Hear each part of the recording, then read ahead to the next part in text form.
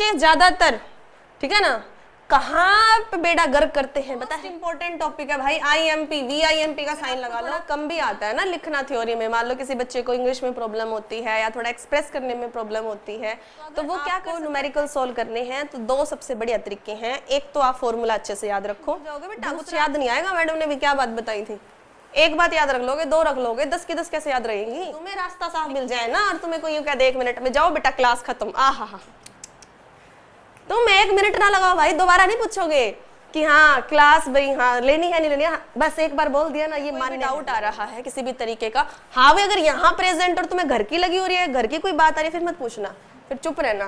कभी बैठे बैठे सोच रहे हो कि घर में आ रहे हो पंखा खुला छोड़ा है। देखो पढ़ाई करते वक्त सबको प्रेशर आता है, अगर इंटरेस्ट लेके पढ़ोगे, थोड़ा सा रिस्पॉन्स करते पढ़ोगे ना, नींद नहीं आएगी, बोरियत फील नहीं होगी, वरना उबास से ले लेके पढ़ोगे तुम सारे।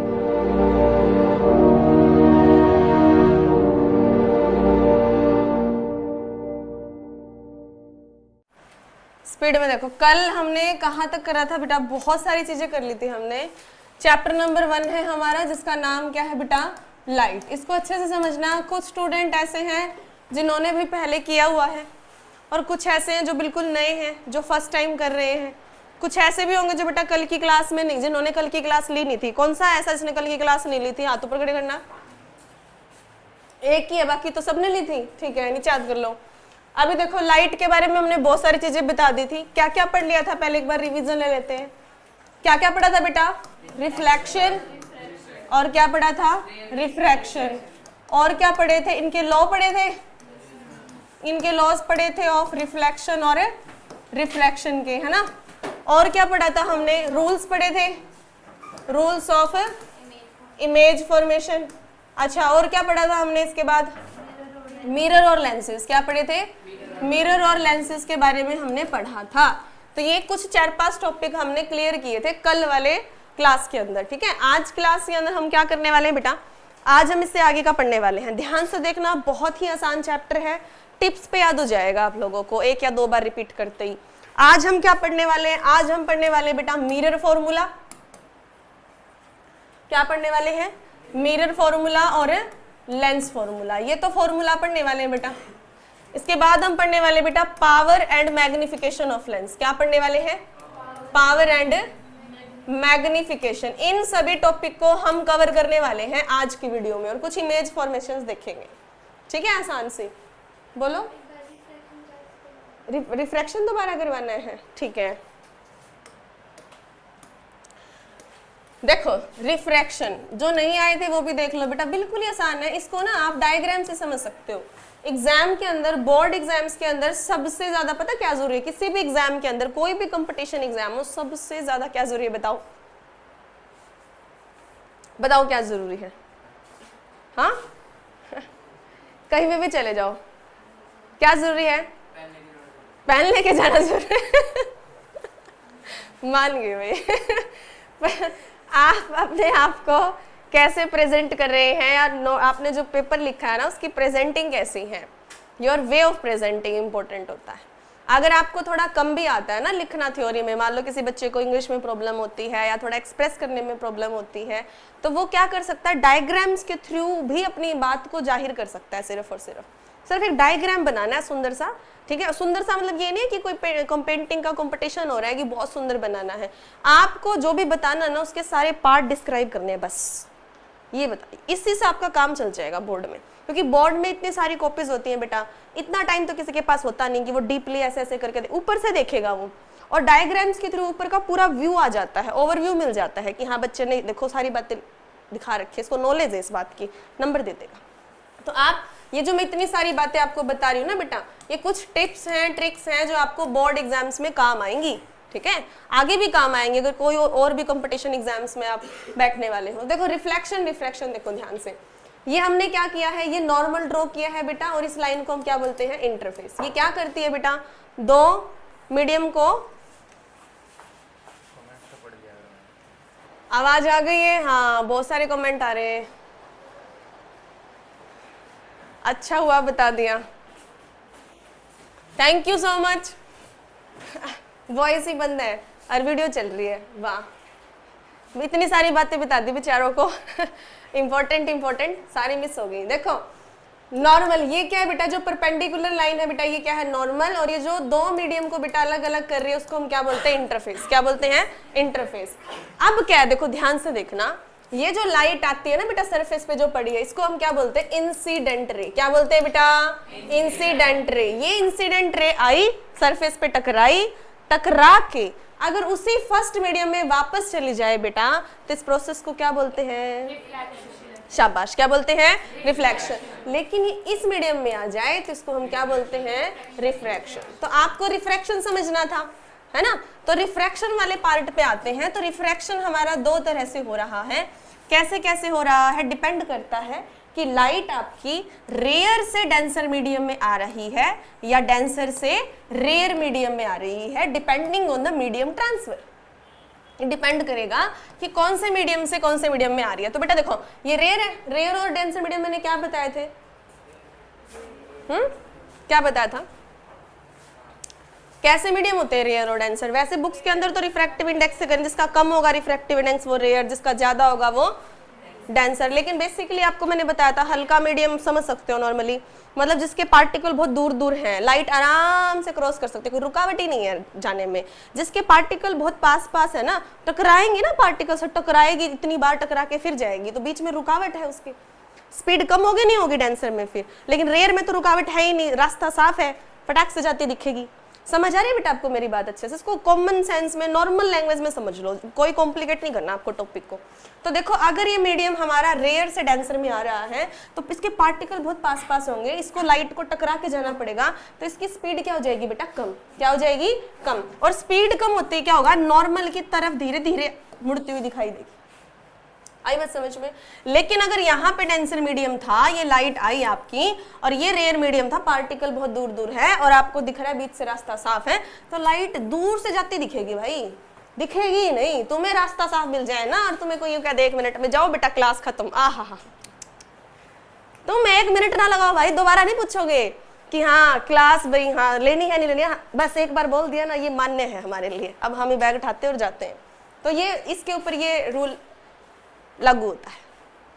क्या समझ में आया, चले आगे। कोई और किसी को पूछना हो तो बताओ, नहीं, ठीक है। तो मैंने आपको क्या समझाया था, पहले मैंने ये बताया था, जिस पार्ट में वॉइस नहीं थी उसमें ये बताया था कि डायग्राम इंपॉर्टेंट है, प्रेजेंटेशन इंपॉर्टेंट है। बोर्ड का कोई भी एग्जाम हो, 10th का हो, 12th का हो, ठीक है, किसी भी आप एग्जाम दे रहे हो, सबसे ज्यादा जरूरी है पेपर में करने का तरीका, प्रेजेंटिंग। यूपीएससी के एग्जाम में भी तो ये सिखाते हैं ना, पेपर को प्रेजेंट करने का तरीका। जिसकी जितनी अच्छी प्रेजेंटिंग होगी उतने मार्क्स ज्यादा मिलते हैं उसको। तो प्रेजेंट करना सीख लो बेटा अभी से, आपके पास 6 महीने 7 महीने आराम से है, अभी से शुरू हो जाओ। तो देखो हमारे पास अगला चीज क्या है बेटा, मिरर फॉर्मूला। क्या है, क्या है बेटा, मिरर फॉर्मूला। उसके बाद क्या है हमारे पास, दूसरा क्या है, लेंस फॉर्मूला। ध्यान से देखना, एक एक बच्चे से पूछेंगे और इसके ऊपर बेटा न्यूमेरिकल्स आएंगे। जैसे मान लो अगर आपकी फिजिक्स की क्लास रेगुलर रही तो मैं अभी के अभी न्यूमेरिकल्स करवा दूंगी आपको, और अगर मान लो रेगुलर नहीं रही तो फिर हम बाद में करेंगे। तो मिरर फॉर्मूला क्या होता है बेटा, 1/f is equal to 1/v plus 1/u। पता है ना सबको, repeat again, 1/f is equal two plus 1/u। देखो पढ़ाई करते वक्त सबको प्रेशर आता है, अगर इंटरेस्ट लेके पढ़ोगे, थोड़ा सा रिस्पॉन्स करते पढ़ोगे ना, नींद नहीं आएगी, बोरियत फील नहीं होगी, वरना उबास से ले लेके पढ़ोगे तुम सारे। तो देखो 1/f is equal to 1/v plus 1/u, और लेंस फॉर्मूला क्या होगा, 1/f is equal to 1/v minus 1/u। समझ आ रहा है यहाँ तक। देखो अब इसमें मेन चीज आती है, f क्या है बेटा, क्या है, v क्या है बेटा,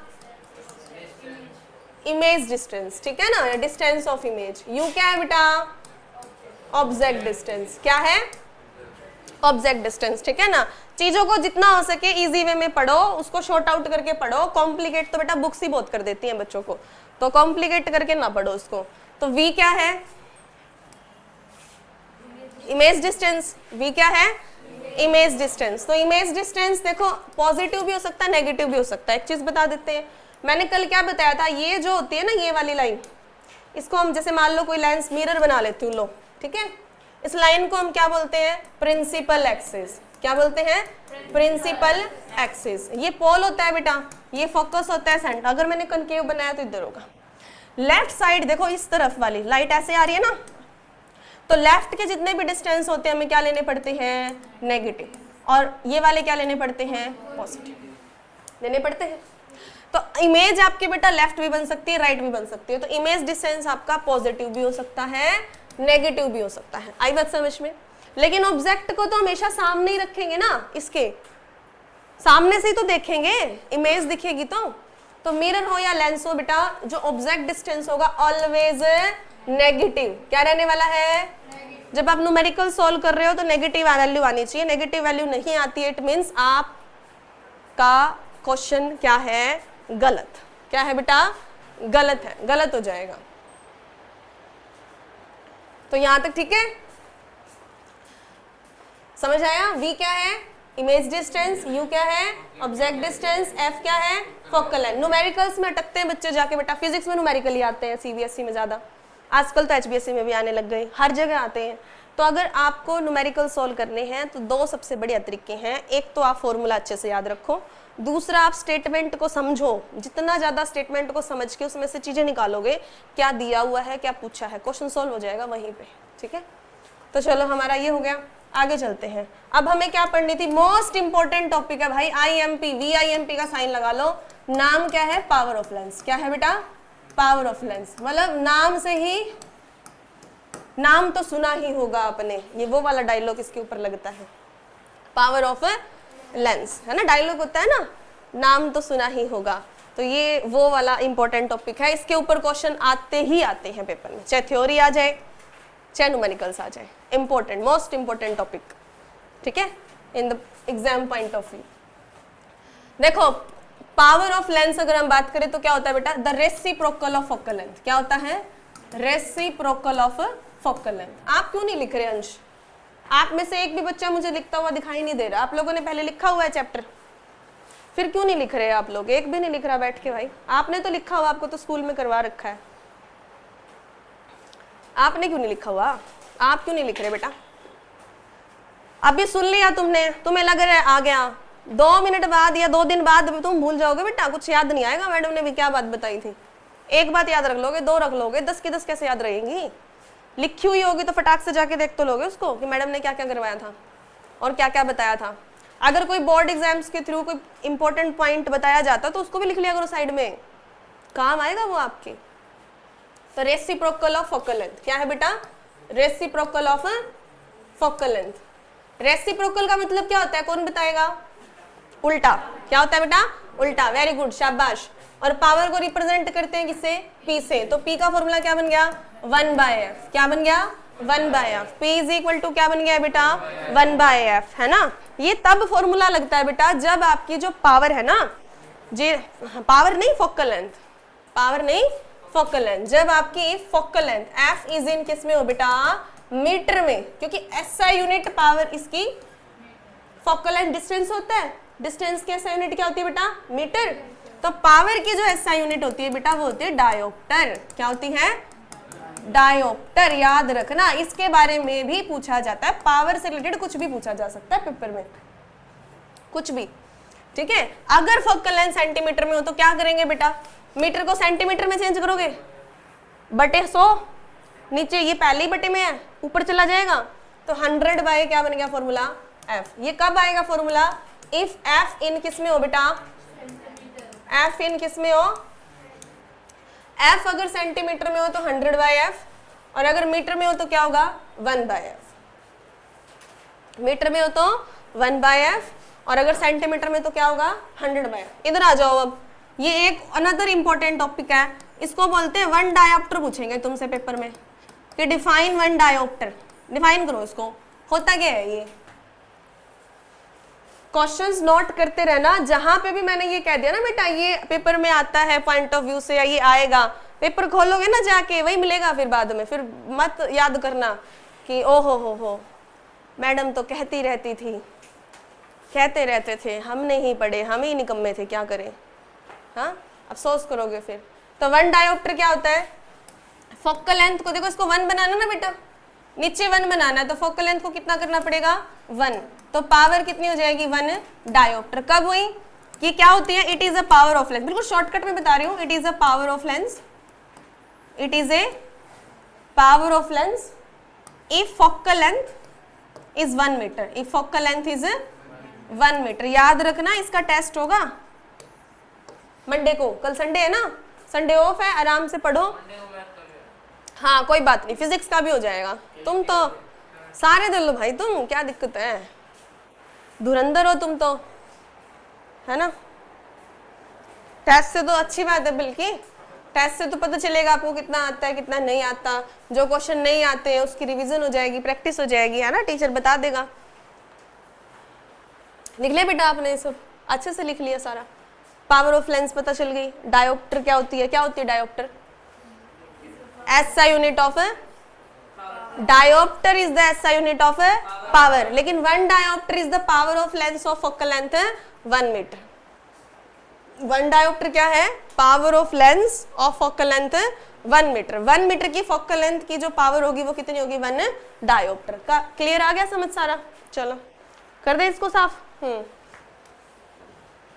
चलिए अब हम नेक्स्ट पढ़ते हैं। नेक्स्ट क्या पढ़े? क्या रह गया हमारा? मैग्निफिकेशन। क्या रहेगी बेटा? ये क्या होती है? मतलब देखो, ये प्रिंसिपल एक्सिस से तो मैंने बता दिया था भाई, इस तरफ नेगेटिव लेना है डिस्टेंस को, इस तरफ क्या लेना है? पॉजिटिव। ऊपर इमेज बनी है ना बेटा, तो इसको हम क्या लेंगे? पॉजिटिव। नीचे लगे तो इसको हम क्या लेंगे? नेगेटिव। ऊपर वाली जो इमेज बनती है इसको बोलते हैं इरेक्ट। क्या बोलते हैं? इरेक्ट। नीचे जो बनती है उसको हम क्या बोलते हैं बेटा? इन्वर्टेड। क्या बोलते हैं? इन्वर्टेड। समझ आई बात? मिरर के केस में लेफ्ट साइड जो इमेज बनेगी वो रियल और इन्वर्टेड रहेगी। लेंस के केस के अंदर उल्टा हो जाएगा। ये मिरर में इधर है, लेंस में रिफ्लेक्शन होता है, तो इधर RI हो जाएगा, रियल एंड इन्वर्ट। उस तरफ वर्चुअल इरेक्ट एक्सचेंज हो जाएंगे। क्या बताया दोबारा बताओ? मिरर के केस में लेफ्ट हैंड साइड जो इमेज बनेगी कैसे बनेगी? कैसे बनेगी? और लेंस के केस में राइट साइड जो इमेज बनेगी वो कैसे बनेगी? Real and. लेंस के केस में लेफ्ट साइड जो इमेज बनेगी वो कैसे बनेगी? Virtual and erect. ठीक है, शाबाश। इरेक्ट कब होगी? प्रिंसिपल एक्सिस से ऊपर या नीचे? और नीचे वाली क्या होगी? क्या होगी? इन्वर्टेड। वेरी गुड, शाबाश, बिल्कुल। अच्छा, फोकल लेंथ अगर नेगेटिव पेपर में आएगा, मान लो फोकल लेंथ नेगेटिव हो, तो कौन सा मिरर और कौन सा लेंस होता है? ये कैसा होगा बेटा? पीछे वाले बच्चों, मिरर हो या लेंस हो, कैसा होगा? कनकेव। अगर नेगेटिव फोकल लेंथ है, रेडियस ऑफ कर्वेचर भी नेगेटिव है ना, तब भी ठीक है। और अगर फोकल लेंथ या रेडियस ऑफ कर्वेचर आपकी पॉजिटिव है, तो कौन सा मिरर या लेंस होगा बेटा? कन्वेक्स। क्या होगा? कन्वेक्स। चाहे मिरर हो और चाहे क्या हो? लेंस हो। मिरर हो चाहे क्या हो? लेंस हो, दोनों केस के अंदर। ठीक है। एक चीज और हमारे पास, हम मैग्निफिकेशन बता रहे थे अभी। मैग्निफिकेशन क्या होती है बेटा? M से नोट करेंगे, रेशियो होता है भाई, ऑब्जेक्ट कितना था और इमेज कितनी बनी, मतलब इमेज छोटी बनी या बड़ी बनी, इमेज छोटी बनी या बड़ी बनी, मैग्नीफाइंग कितनी, उसका कितना इफेक्ट आया है।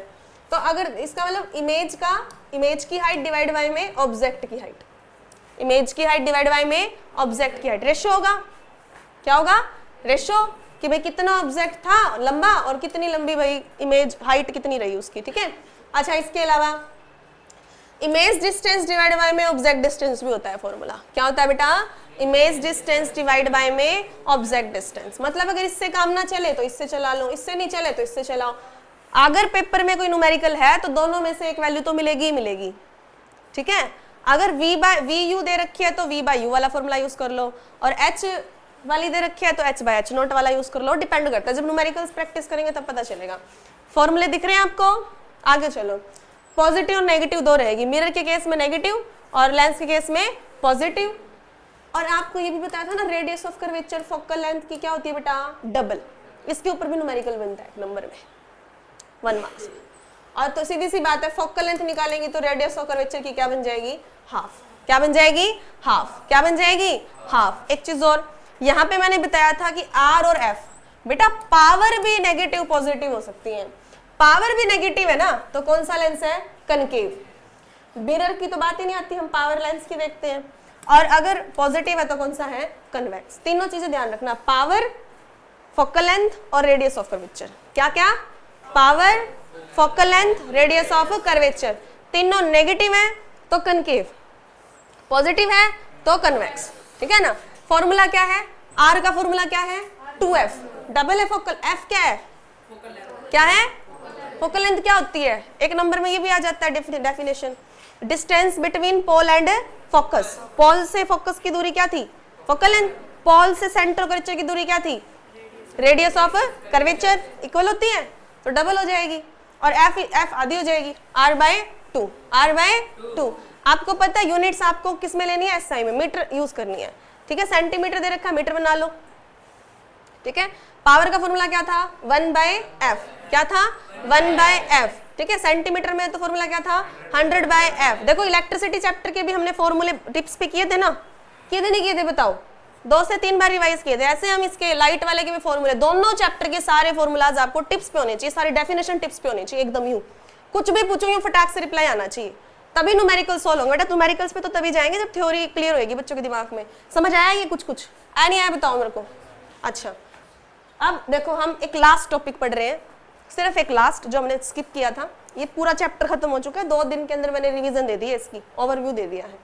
फिर भी किसी स्टूडेंट को लगे कि कोई टॉपिक मैडम दोबारा से डिटेल में बता दो, ये थोड़ा समझ नहीं आया, तो आप आराम से रिवाइज करके आए और फिर पूछ लें, दोबारा बता दिया जाएगा, ठीक है, डिटेल में। तो हम कर रहे हैं इमेज फॉर्मेशन। क्या कर रहे हैं बेटा, इमेज फॉर्मेशन। बेटा ज्यादा करने की भी जरूरत नहीं है, आप 1-2 भी प्रैक्टिस कर लो ना तो आपको आइडिया लग जाता है इमेज बनती कैसे है, आप खुद के दिमाग से बता सकते हो, इतना तो आता ही है आजकल के बच्चों को। तो देखो सबसे पहले बात किसकी करते हैं, कनकेव मिरर की। किसकी बात चल रही है भाई, किसकी बात चल रही है, ये कौन सा मिरर बनाया मैंने, कनकेव बनाया है पक्का है। इसका फोकस कैसा है, इसका जो रिफ्लेक्टिंग सरफेस कौन सा है बताओ मुझे, रिफ्लेक्टिंग सरफेस कौन सा है इसका। रिफ्लेक्टिंग सरफेस क्या होता है पता है, क्या होता है, जहां से टकराएगी टकरा के वापस आएगी, जिस सरफेस से टकरा के वापस आए। एक दूसरे के फेस की तरफ मत देखो, ठीक है ना।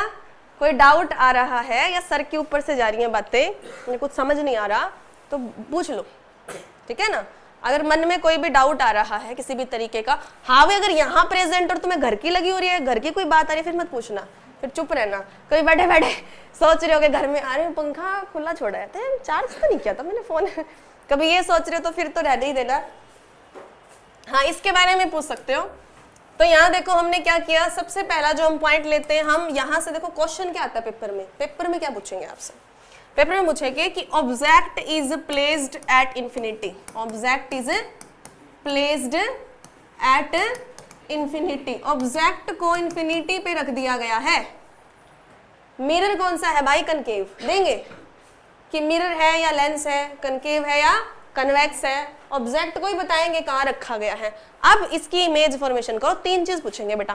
क्या पूछेंगे, इमेज की बात करें तो 3 चीजें क्या क्या पूछेंगे। अंशु नाम है ना आपका बेटा, शाबाश। पोजीशन, साइज और नेचर, वेरी गुड। अब थोड़ा मेरे को सुकून आ रहा है कलेजे में कि मैंने पढ़ाया था आपको, अच्छा लग रहा है। चलो ऐसे जवाब दिया करो। तो पोजीशन, साइज और नेचर। तो देखो सबसे पहले ऑब्जेक्ट को इन्फिनिटी पे रख दे भाई। अब इन्फिनिटी पे हम कहाँ जाएंगे, हमें ही पता है कि दूर से लाइट आती हुई दिखाई देगी, पैरेलल। कैसे आती जाएगी बेटा, अच्छा रूल क्या था पहला, शाबाश, parallel to focus. First rule क्या था, पैरेलल टू फोकस। तो लाइट अगर पैरेलल आ रही है तो बेटा कहाँ से जाएगी, ये बच्चे ज्यादातर, ठीक है ना, कहाँ पे बेड़ा गर्क करते हैं पता है, इन एरो में, ठीक है ना। लाइंस कभी भी 50 बार भी प्रैक्टिस करवा लोगे ना तो लाइंस हमेशा खराब मिलेंगी। और दूसरा ये एरो देख लो, लाइट आई ऐसे है तो इधर एरो मिलेगी, इससे टकरा के वापस गई तो इधर एरो मिलेगी। इन एरो का थोड़ा ध्यान रखना। तो कहाँ मिली, कहाँ मिली, इसकी पोजीशन क्या हुई, एट साइज तुमको दिख रहा है कितनी बिंदु सी है, पॉइंट साइज क्या है, या हाईली डिमिनिश्ड कह सकते हैं ना, छोटी छोटी, बहुत ज्यादा छोटी, दिखती नहीं। और नेचर अगर इधर बनाए तो real and inverted, real and. तो बेटा ये तो देखो आप आराम से बता सकते हो, 1-2 भी अच्छे से कर लोगे ना आराम से बता दोगे कि इमेज कहाँ पे कैसे बन रही है, पोजीशन तुम्हें दिख जाएगी इमेज। अब इसके भी कुछ रूल है, देखो ध्यान से बताऊं। पैरेलल वाली फोकस पे बनेगी, फोकस पे अगर रखोगे ना तो कहाँ बनेगी, इन्फिनिटी पे जाके। पैरेलल लाइट मतलब इन्फिनिटी ना, ऐसे दिमाग में याद रखो, ठीक है ना। सेंटर ऑफ कर्वेचर पे बनाओगे तो सेंटर टू तो सेंटर था, रूल क्या था, centre to centre. Image formation तुम्हें वैसे याद हो जाएंगे बेटा रूल से ही। क्या बताया पहला क्या था, पैरेलल टू फोकस, तो इमेज इन्फिनिटी वाली कहाँ बनेगी, फोकस पे। फोकस टू पैरेलल मतलब फोकस वाली कहाँ बनेगी, इन्फिनिटी पे, है ना। सेंटर टू सेंटर मतलब सेंटर कर्वेचर पे रखोगे तो इमेज कहाँ बनेगी, सेंटर ऑफ कर्वेचर पे ही बनेगी। लेंस में तो सेंटर कर्वेचर नहीं है, ऑप्टिकल सेंटर होता है। तो मिरर चाहे कोई सा भी हो, कनकेव हो चाहे कन्वेक्स हो, इमेज कहाँ बनेगी भाई, centre of curvature, same size की बनेगी। किसकी बनेगी, सेम साइज की, ठीक है ना उसमें। चलिए उसके बाद क्या था अपना, याद रखना, देखो इनके बीच में रखोगे ना, देखो C के बियॉन्ड, अगर ये C है और ये क्या है F, अगर आप C के बियॉन्ड रखते हो, C से दूर रखते हो ऑब्जेक्ट को, तो C और F के बीच में बनेगी इमेज जाके। और अगर C और F के बीच में रखोगे तो बियॉन्ड C बनेगी। बियॉन्ड क्या बनेगी, C, मतलब अपोजिट है। हमारा क्या था, अगर इन्फिनिटी है तो क्या बनेगी बेटा, फोकस पे, और अगर फोकस है तो क्या बनेगी बेटा, इन्फिनिटी पे। C पे है तो क्या बनेगी, C पे, और बियॉन्ड C है तो क्या बनेगी, क्या बनेगी, between C and F, between C and F। और बिटवीन C एंड F करोगे एक दूसरे के उल्टे हैं तो क्या बनेगी, बियॉन्ड C, क्या बनेगी, बियॉन्ड C, ठीक है। तो कितनी पोजीशन ले सकते हैं हम, ए C से दूर ले सकते थे, C और F के बीच में ले सकते थे, है ना, इन्फिनिटी फोकस ले सकते थे, C पे भी लेके देख लिया। एक बच गई ना F और P के बीच में, क्या बच गई, F और P के बीच में। अब F और P के बीच में रखोगे तो बेटा बिहाइंड द मिरर जाके बनेगी, उधर बनेगी। ये एक केस ऐसा है बिटवीन F और P का, बिटवीन F एंड P, क्योंकि डिस्टेंस बहुत कम हो चुका है, ठीक है ना। तो इमेज आपकी अब यहाँ नहीं बनेगी, अब इधर बनेगी, इस तरफ। अब इस तरफ तो कोई पॉइंट ही नहीं है, इस तरफ कोई पॉइंट नहीं है, तो हम सीधा बोलेंगे बिहाइंड द मिरर। क्या बोलेंगे बेटा, बिहाइंड द मिरर। समझ आ रहा है आपको, अच्छे से चीजें समझ आ रही है। तो जितना तरीके से पढ़ोगे उतना अच्छे से दिमाग में याद रह जाएगा, ठीक है। ऑफ कर दें।